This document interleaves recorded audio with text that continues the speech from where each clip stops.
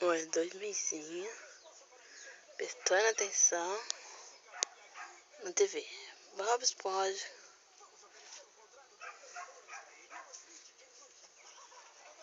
Filha. Pietra. Tá legal o desenho, Pietra?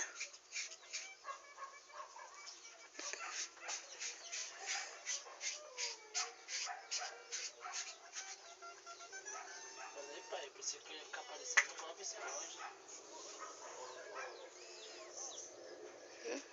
Careca de qualquer um. Careca de Eu gosto de um desenho.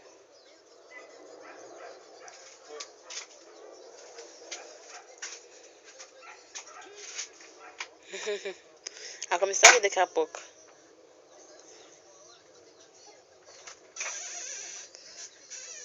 Tá assistindo desenho, filha?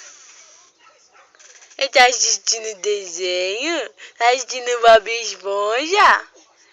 É? A mãe tá apanhando você desse desenho? Tá bom, desculpa, tá? Desculpa, não vou poder apanhar você, tá bom? Tá? Você quer que a mãe para? Quer que a mãe para? Quer? Ah, tá bom, vai lá, volta esse desenho, vai. Desculpa, não vou tentar apanhar não. Volta. Tá. Vai lá esse desenho, vai. Vamos.